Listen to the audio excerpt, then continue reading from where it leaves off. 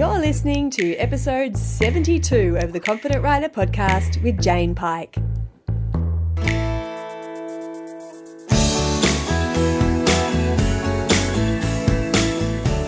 Hello, fabulous person. Thank you so much for joining me today.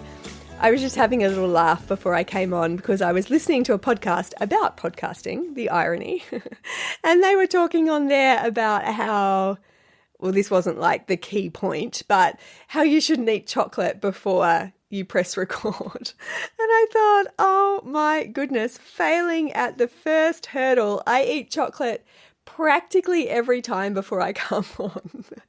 And I have had moments of regret when, not regret about the chocolate because chocolate is never a regrettable experience in my book, but certainly where I've had moments where I'm like, I can see how this is sort of affecting the way that my mouth is able to move right now.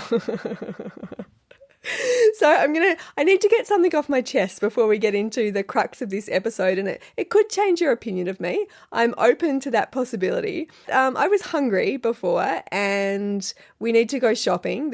We definitely need to do the groceries as a matter of urgency. And I remembered that in my bedroom, I had a bag full of pretty lovely things that I planned to make some hampers with for friends for Christmas. And I was like, I wonder, if I just have that bar there, I reckon I could replace that later on. And so the momentum of that thought really took me over. And I have since very much enjoyed the bar in question and considered whether that was a questionable thing to do. But I'm just going to roll with it. I'm going to roll with it. Thank you for letting me share that with you, process that, get that out. I'm ready now. I'm ready to move on to what it is that we're actually going to talk about today. So, a combination episode. I had a few revelations this week that are really in relation to my own writing and where it is I'm at with my horses.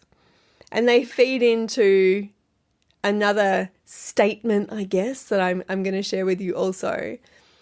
And yeah, let's take it from the top. So this week I have had all three of my horses in work, which is really, really exciting. Dee and Nadia have been in work before, like they haven't really had time off, but Sausage, she has had a bit of a hiatus. She went to be started with Ben Longwell at the beginning of the year, or kind of around the beginning of the year, but she got caught up in our first lockdown actually. And so she ended up being there for much longer than anticipated because I couldn't actually go and pick her up. That they live 6 or 7 hours from us. So she was up there and then she got a little virus at the end and lost a little bit of condition. And so when she came back, I rode her for half a dozen times and then I turned her out for winter. And at the end of winter, when I planned to bring her back in, she got an abscess. So it was one of those like comedy of errors situations where you just haven't managed to get it happening because of one thing or another. So anyway, Sausage has turned into a bit of a pork chop. While she's been out, all three of my ponies run together. And so she probably doesn't need quite as much pasture as the others, but nonetheless, I'm happy leaving them as a happy little herd. And I've just been getting so much joy out of riding her. It's been really, really fun. And she's significantly smaller than the others. So Dee is a bit of an overachiever on the height front. He must be about 17.1 now. And then Nadia is 16.2. So I've got used to riding, fairly decent sized horses. Sausage is 14.2. But I tell you, she's great for my ego because when I go to get on, I'm like, woohoo, like fling my leg over. This is so easy. I can leap. I could vault up here. It's really fun. But just her whole attitude, like she really likes being part of the action and she really wants to come down. And my husband put in yards for me near the arena, which is the best thing that's ever happened to me. And so I lead them all down because the place that I ride is it's a relative distance from where their paddock is. And it was taking quite a lot of time to go back and forth. And I said, gosh, it'd be so easy if I could bring them all down together and have them there. So he did that for me as an early Christmas present, which I'm super grateful for. And if you could see me leading those three down, because they're all just like little brothers and sisters. It's hilarious. And especially maybe even the conversations, we'll get our groove on. I think with the short legs and the long legs, it's like a combination of like different walking paces. We're all trying to match speeds. It will happen, but it's not as graceful as I would like it at the moment, but certainly our en masse walk down to the arena is going to be improved. I have no doubt about that.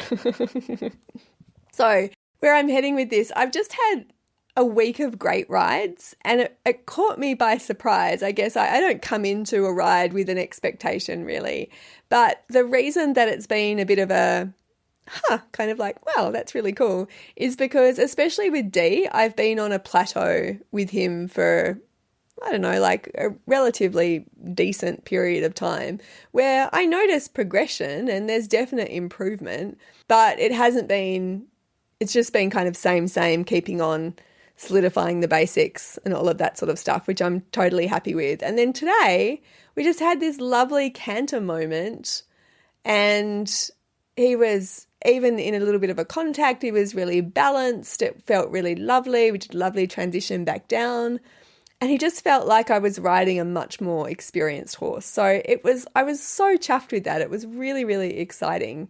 And then I had another moment with Nadia yesterday where we really got motoring at one point, and I just felt different in how it is I was showing up as a rider. And there's a couple of things that I really believe have fed into making that difference, which is the crux of our conversation today. And even though they seem like quite different things, I think that they really feed into each other. So let's start with, thoughts are churning around my brain space. Something I hear a lot about, and obviously my business is called Confident Rider, so it would make sense that I would hear a lot about this, is confidence. And confidence is hailed as like the be all and end all when it comes to mental skills, mindset, emotional intelligence and regulation and all of that sort of thing. But I really think we've got a warped relationship with confidence. And I think that even the word confidence is fairly loaded these days, because so many people, especially that I work with and associate with, identify as being very much not that.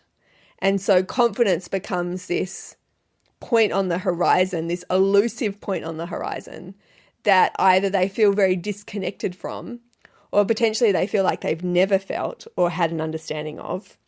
And yet they're still trying desperately to kind of move towards this point. So where I'm at, and this phrase or this sentence popped into my head the other day, and I'm like, yes, that is totally it. And what I mean by it's not about confidence, it's about capacity. It's really about capacity. And we have, like I said, a fractured or kind of complicated relationship with confidence. It's actually, ironically, a word that I'm not using so much in my teaching anymore, even though it's the name of my business. But capacity is the focus for me. Capacity is everything. When we are talking about gaining confidence, what I believe we're actually wanting is an increased capacity. So what is it that I mean by capacity? When I'm talking about capacity, I'm meaning the ability to hold energy and activation and emotion in the body without feeling like you need to default to a survival response, without that feeling unsafe, essentially. And I talked about this in an episode, a few episodes back, called I'm Afraid to Canter, where I had this realization that a lot of blocks that people feel, a lot of like freezing up, shutting down, anxiety people feel in response to different, very specific situations with their horses. So cantering can be one. For many of us, it relates to something that's very individually dependent. It's not about the thing as such, and it's not about anxiety as such, even though that might seem kind of confusing. What it is about is the energetic resonance that's produced by that experience, the activation that's produced by that experience, exceeds what it is our body can comfortably hold. And when it exceeds our ability to hold it, when the level of activation or energy exceeds our ability to hold it, that is when our body takes us into a response that we might identify as fight, flight, or freeze, or shut down.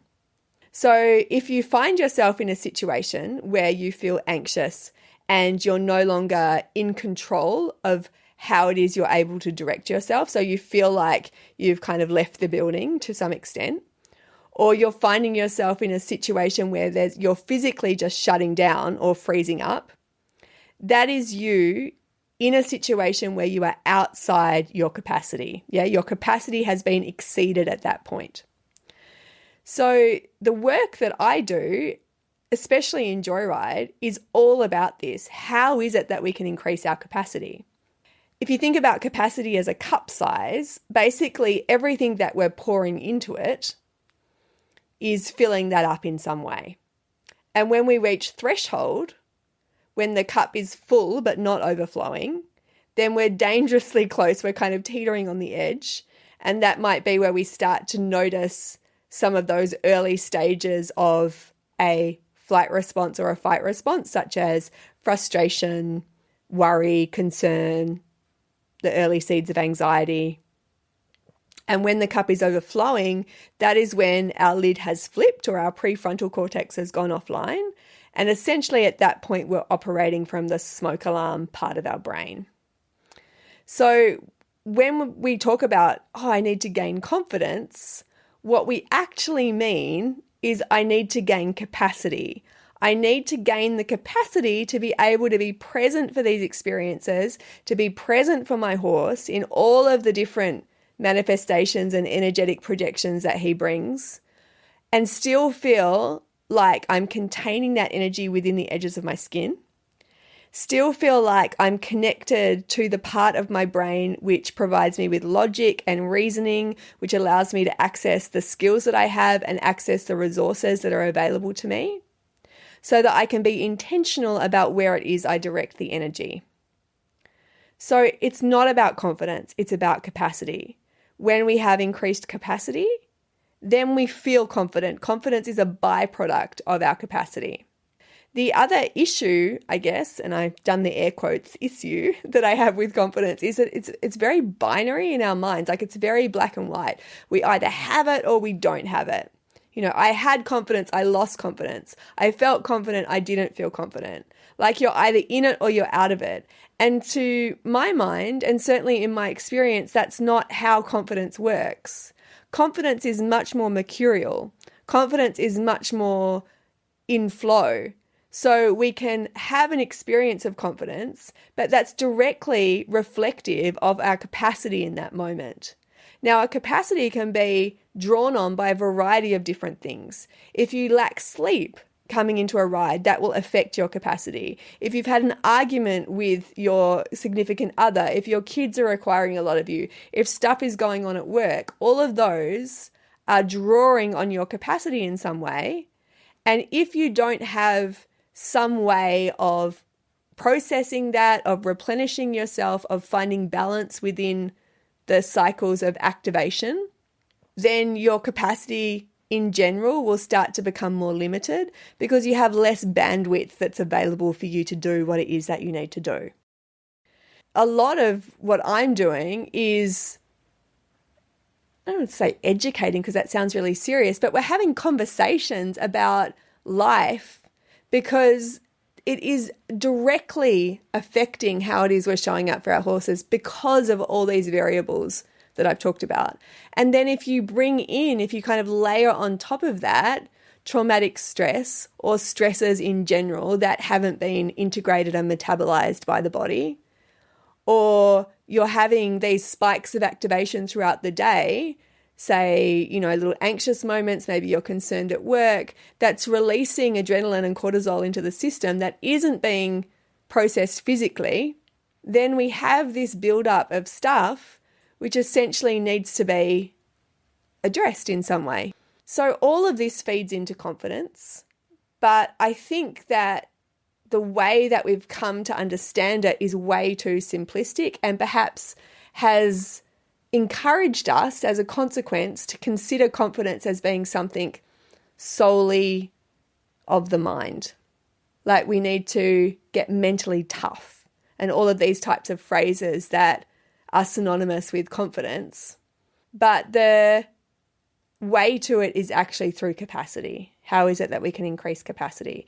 And that is a body-led process. That's not a mind-led process. We would like to think of it as a mind-led process, that we can talk ourselves into it, but that would then indicate that it's a choice on some level. And it's not a choice. It's a feeling that arises that gives rise to a certain mind state as a consequence. But we don't choose our way into confidence, because otherwise that would suggest that we'd chosen not to be confident. So there's a little bit to it, but I hope that you're following along. I will assume that you're following along as the fabulous and intelligent people that you are. So it's not about confidence, it's about capacity. How is it that we can increase our capacity? So the personal experience that I had, and this is especially showing up with D, is that he's been such a personal, such a journey of personal development for me in so many different ways. And the last few rides, a few things have come together. So obviously that helps on so many levels because it feels different. And I feel like we have a level of communication there that allows for more refinement. And so there's more scope for possibility when things perhaps go a little bit wonky. What I noticed, and this transferred to all of my horses, so it wasn't just specific for D, was that I was able to get myself into a position this last few rides where I was the regulating partner in the relationship, where I was the anchor point, I guess, for relaxation. And I was able to be a stabilizing feature when I felt their focus go or a little bit of concern rising up. Whereas previously, I might have bought into that a little bit. So there's levels to this, right? There's levels, it's sort of like you have advanced to the next level. And I think this is like an ongoing process. But what I mean by buying in is, again, not a choice, but perhaps if I was riding along the long side of the arena, for instance, and we were coming to the spooky side, quote unquote, and I could see D looking at something or feel his body respond in a different way, I would notice my body respond to what it is that he was doing, and then I would have to bring myself back. So there was like a couple of steps in between coming back to relaxation or inviting relaxation in and responsiveness in, that went via feeling slightly more tense as I picked up on what he was doing. What I noticed today is that first point didn't exist, that I could understand what it is that he was doing. I could feel that communication from him, but I didn't need to take his energy on first before I was able to bring myself back to a more centered point. And that felt amazing. It felt so amazing. And I know it's a direct result of all of the stuff that I've been doing and all of the stuff I've been teaching, because I feel really like I'm in a different place with that, and it's showing up in my riding. And I had great rides this week and I could really feel that tuning in. So it was really glorious. I know I'm kind of banging on about it, but these things need to be celebrated when they come up. The other part that I want to mention, and we did a whole session on this in Joyride recently, is one of our shakedown sessions. So we have a few different live sessions that I do. The shakedown session is one where I explore different somatic practices and movement-based practices, or just basically whatever is floating my boat in that particular moment. But this week we did a lot of connected movement activities and relational movement activities. And the purpose of this, which I found to be such a game changer, is to really see how our entire body moves and works in relationship. So if I'm looking to undulate through my spine, for instance, is there a part of my body that blocks at some point? How does that connect to my feet? Am I able to relate between my toes and the crown of my head? Like, is there some kind of energetic relationship that exists between those two places? And if not, is there somewhere where I can recognize that things get a little bit stuck, or perhaps there's a moment of disconnection? And how is it that I can bring the body into a complete sort of synergistic whole? So I've been doing lots of movement work based on that, which for me hasn't been part of my movement vocabulary before. I've been a really focused mover, I guess, a linear mover. I do things with specific ideas. I've done a lot of yoga. I've been a runner. I've done a lot of things that are very linear activities or prescribed activities where your body is designed or told to take a specific form. This type of movement doesn't involve that. And part of it's really an anti-freeze practice because you're teaching yourself to take up space. So there's a lot of nuance involved to it, even though it can seem kind of, what's the word I'm looking for? Completely unstructured. There's principles that feed into it that I found completely liberating. So I've been doing these movement activities. I've been thinking about the relationship of all of the different parts of my body to each other. And then completely unrelated, so I wasn't thinking about this, I put Nadia into trot and I decided to do some sitting trot work. Now, I'll preface this by saying a month or so back, I noticed that I was being a little bit tight in the trot, and I thought, oh, maybe my hips were feeling a little bit tight at that point, and I had a couple of other things going on, sort of little body niggles that I thought, oh, maybe this is relating to that, and I just sort of shelved it. It was just something that I observed in myself while I was riding. And then when I put her into trot yesterday, my whole body spoke to itself. I don't know how to say it. Like my whole body felt way more connected. Like I had this relationship between my body as a whole rather than thinking about, oh gosh, my seat or where are my hands, or thinking about like the separate parts of me and how that fed into the big picture. I was able to zoom out, and it was a felt experience, so it's quite hard to describe. I was able to zoom out and really observe things from a much broader perspective, a much more holistic perspective. And honestly, I grinned my head off because I was like, it's the dots are connecting, like the different parts of my body are in conversation with each other. And I was able to be a conduit for the energy in a much more open way than I had been a couple of weeks back. And I will 100% put that down to the movement practices that I was doing that was really, or have been doing, that I encouraged that connectivity and that relationship between each other. So it's really, really cool. It's a really, really cool thing.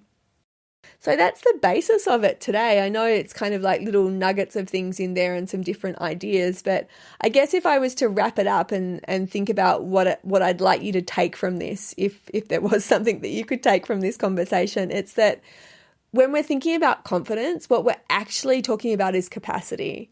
If you can increase your capacity, increase your ability to hold energy and activation in the body, confidence is a natural byproduct of that. Now, when we talk about increasing capacity, what we're talking about is being able to master the physiology of emotions.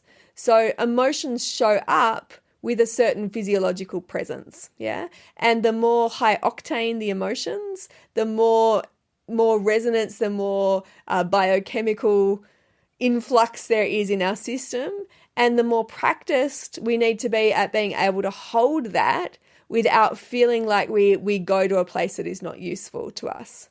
So that is where, firstly, we have to have a place to land. We have to know ourselves. We have to know where it is we're sitting on that nervous system chain. We have to know a little bit about ourselves in that way. And then we need some skills. It's like, okay, how is it that when I go to that place, what is it that I can draw on to bring me back? So that I'm essentially providing myself with a grounding rod so that the currents that are coursing through my body aren't blowing the circuit. Yeah. It's kind of what anxiety is. When it goes to a place that is outside of your zone, it's like an electric fence without a grounding rod. So if you can think about the skills being, it's not that we don't want that circuit to be running, it's just that we want it to be earthed so that it's not overflowing and increasing our ability to hold that charge and essentially frying our brains. So the movement work I do is really about this. It's like, firstly, coming back to ourselves. Secondly, giving us resources to be able to direct that current to a place that is ensuring that we're staying grounded and centered. And then actually developing the ability to hold those experiences without moving into a default or pre-patterned response. So we're able to stay really intentional and present to both our experience and our horse's experience, and then move on from that place in the best way possible.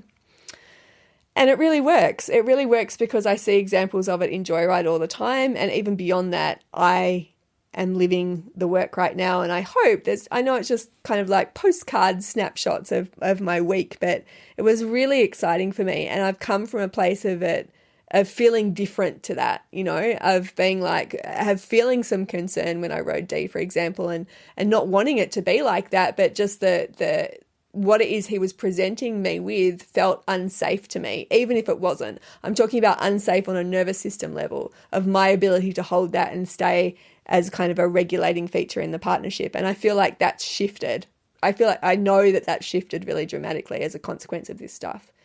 And then also just considering how movement is feeding into reinforcing some of the patterns that you might be used to operating in, how some of the movement patterns you do, if they're too habituated, then, your body can get used to moving in a very direct way. And then it sort of, you take shape around certain feeling states, I guess. And so if we're wanting to feel different to what it is that we normally feel, we have to do something different. Our body has to express differently. We need to move differently. We need to get into a different relationship with ourselves so we can create a whole new different set of experiences. And it doesn't have to be an arduous process.